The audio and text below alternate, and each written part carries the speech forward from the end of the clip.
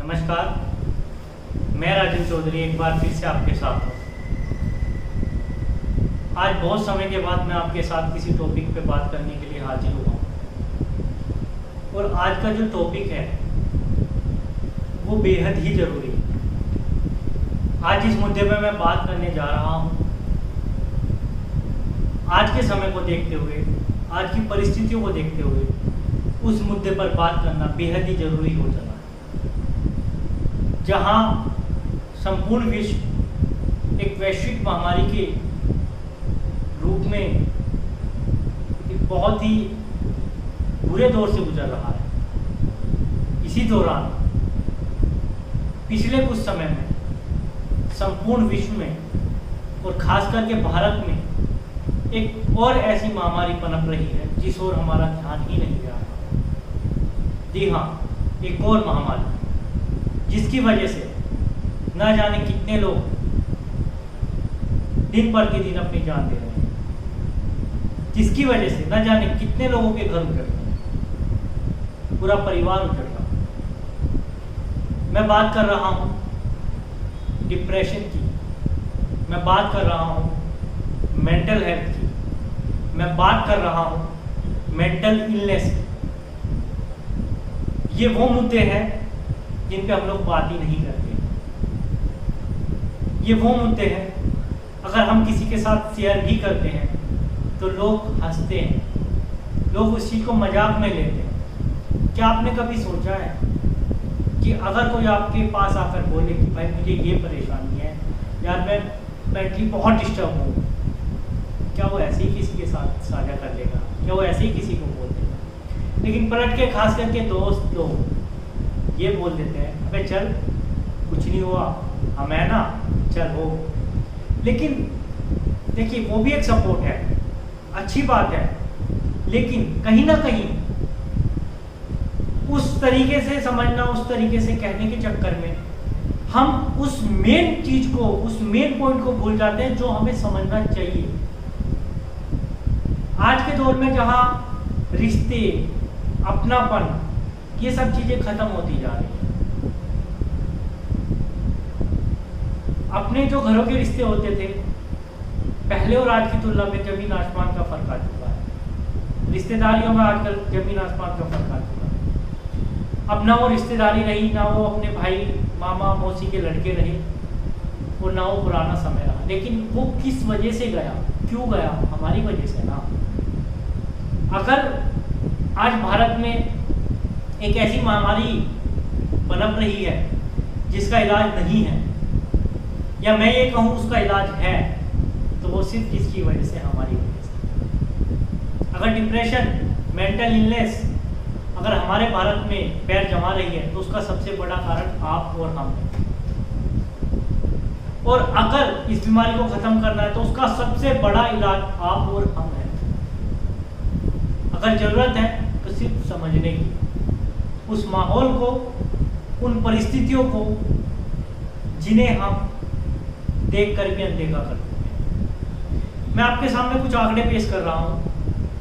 WHO के अनुसार संपूर्ण विश्व में हर 40 सेकंड में एक इंसान आत्महत्या करता है, हर 40 सेकंड।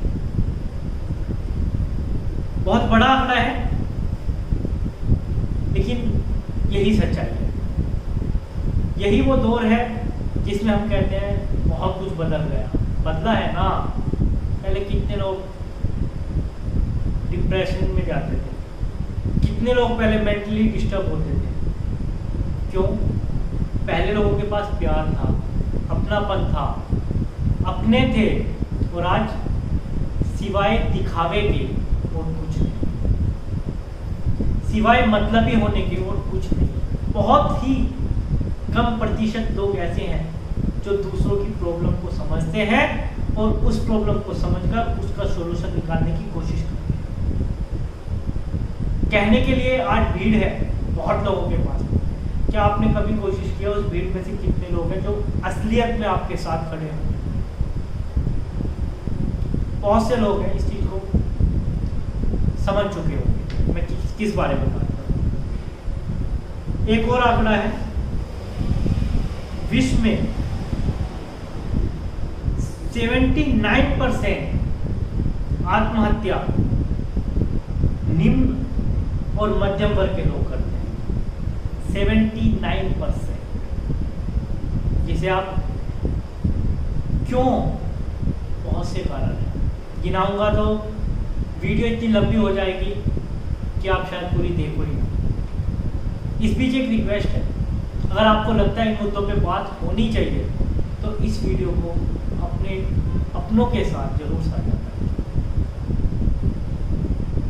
एक और बेहद ही चौंकाने वाला आंकड़ा है, भारत में 2019 के दौरान 1,40,000 लोगों ने आत्महत्या की। 1,40,000 कितना बड़ा आंकड़ा है। और 2019 में साल में 4 में से किसी एक बंदे ने आत्महत्या की है। ये 2019 का मैं आपके सामने आंकड़ा रखा, जिनमें से 67% गृहिणी थी, या आप कह सकते हो कि गृह क्लेश की वजह से हुआ। और एक बेहद ही चौंकाने वाला आंकड़ा है, 67% लोग 2019 जो 1,40,000 लोगों ने आत्महत्या की, उसमें से 67% लोग वो थे जिनकी उम्र 18 से 40 वर्ष थी। ये है हमारा आज का इंडिया, ये है हमारा आज का युग, जिसे हम देखकर भी अनदेखा कर देते हैं, जिस पर हम कभी बात ही नहीं करना चाहते। और इंडिया की बात कर रहा हूं मैं, जी हाँ, मैं अपने भारत की बात कर रहा हूँ। शायद आपको बहुत चीज़ अजीब लगेगी, जो हमारे पड़ोसी देश है ना, जिनको लेके हमारे देश में हर समय कुछ ना कुछ बातें होती रहती है, वो देश हमसे बहुत आगे है। और स्पेशली वो पाकिस्तान, जिसके बारे में हम लोग इतना कुछ बोलते हैं, वहाँ पे भी आत्महत्या का जो एक श्रेणी थी, भारत उसमें 21वें स्थान पर है। और मैं आपको अपने पड़ोसी देशों की बताता हूँ। श्रीलंका 29वें स्थान पर, भूटान 57 27वें स्थान पर, नेपाल 81 स्थान पे, म्यांमार 94 स्थान पे, चीन 70 स्थान पे, बांग्लादेश 120 पाकिस्तान 169 पोजीशन है सबसे ज्यादा आत्महत्या करने वालों की, और हमारी 20वां पायदान। बेहद ही चौंकाने वाले आंकड़े हैं। खैर, आंकड़ों का क्या है, पिछले 2 सालों में बढ़े हैं और भी बढ़ेंगे, और बहुत तेजी से बढ़ेंगे। उसका सबसे बड़ा कारण है ये कोरोना वायरस, ये वैश्विक महामारी जो हाल फिलहाल में हो रहा है। लोगों के पास रोजगार नहीं है, लोगों के पास खाने के लिए पैसा नहीं है, लोगों की EMI वगैरह के वो इतने उलझे हुए हैं। मेरे एक मित्र हैं जिन्होंने पिछले 8 महीने पहले ही एक फ्लैट लिया था किस्तों पे, EMI पे, और आज उनकी स्थिति ये है कि उनकी नौकरी जा चुकी है। अब उनके पास एक ऑप्शन है, या तो वो ये आंकड़ा जो साबित करता है सुसाइड कर लें, या फिर वो अपना पेट भर लें। EMI के पास उनके पास कोई पैसा नहीं, कहाँ से देंगे। और ये तो मैं अब की बात बता रहा हूँ, चलो ठीक है, वैश्विक महामारी है, हम कुछ नहीं कर सकते, लेकिन इससे जो पहले वाले आंकड़े हैं ना, वो बहुत चौंकाने वाले हैं। असल में होता क्या है, जब भी कोई परेशान इंसान, जब भी कोई मेंटली डिस्टर्ब इंसान किसी के पास जाता है, तो उसे सिर्फ एक ही चीज़ बोली जाती है, अबे चिल कर, कुछ नहीं है, हम है ना। लेकिन क्या असल में हम होते हैं?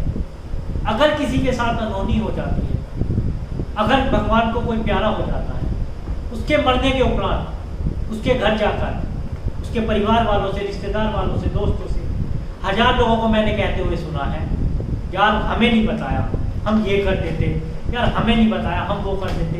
भाई मत कहो, जीते जी तो आप कुछ नहीं कर पाए, बाद में किस चीज़ का क्रेडिट लेना चाह रहे हो? करना हो अगर आपको सही में किसी के लिए, तो जीते जी करो। इंसान ही ना रहे तो उस करने का क्या फायदा? अगर किसी के लिए खड़ा होना है, किसी के लिए साथ होना है ना, तो उसके जीते जी उसका साथ हो। मरने के बाद कहने से कुछ नहीं होता। वो इंसान ये दुनिया छोड़कर चला जाता है। और इसी का सबसे बड़ा कारण है कि हमारे देश में इतनी तेजी के साथ ये आंकड़े बढ़ रहे हैं। घरेलू कलेश, शादियां, बीमारियां, पैसा, आपसी मनमुटाव, बहुत सारी चीजें हैं, बहुत सारे लक्षण हैं जिनसे ये चीजें बढ़ती हैं। मैं स्क्रीन पर एक चीज शेयर कर रहा हूँ। मेनली जो इसके लक्षण होते हैं वो क्या होते हैं, डिप्रेशन के लक्षण क्या होते हैं। कहीं ना कहीं जाने अनजाने में बहुत से लोग ऐसे डिप्रेशन में हैं जो वो शायद नहीं बता पाते। उदाहरण के तौर पे मान लीजिए मैं डिप्रेशन में हूँ, मैंने किसी के साथ शेयर किया कुछ चीज़ें, अपनी कुछ प्रॉब्लम शेयर की, वहाँ से मुझे कोई ज़्यादा खास रेस्पॉन्स नहीं मिला या सामने वाले ने मुझे नहीं समझा। मैं क्या करूँगा? मैं नहीं करूँगा, किसी से शेयर नहीं कर पाऊँगा। इंसान अपने आप को या किसी को भी 1 या 2 मौके देता है ज़्यादातर। उन मौक़ों में अगर उसे कुछ ना मिले तो वो क्या करेगा? खुद में घुटता रहेगा। अगर कोई डिप्रेशन वाला आके कोई मरने वाला हो ना, वो आपसे ये नहीं कहेगा कि भाई मैं मर रहा हूँ, मुझे बचा लो। इनडायरेक्टली वो काफ़ी चीज़ें आपके सामने रखता है। क्या आप समझ पाते हो?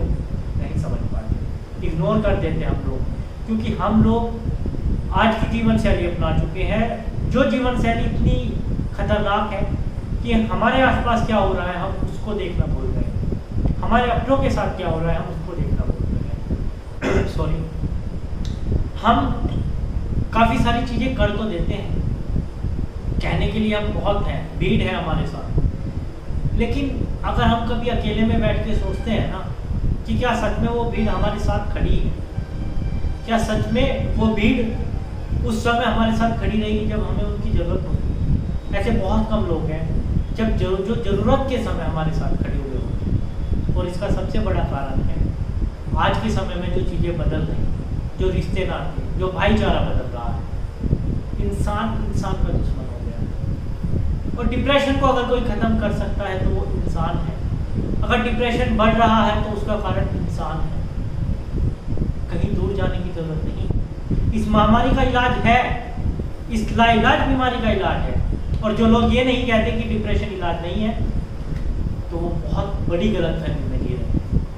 डिप्रेशन एक बहुत बड़ी बीमारी है, एक ऐसी बीमारी है जिसको लगातार बार नज़रअंदाज किया गया है हर इंसान के माध्यम से।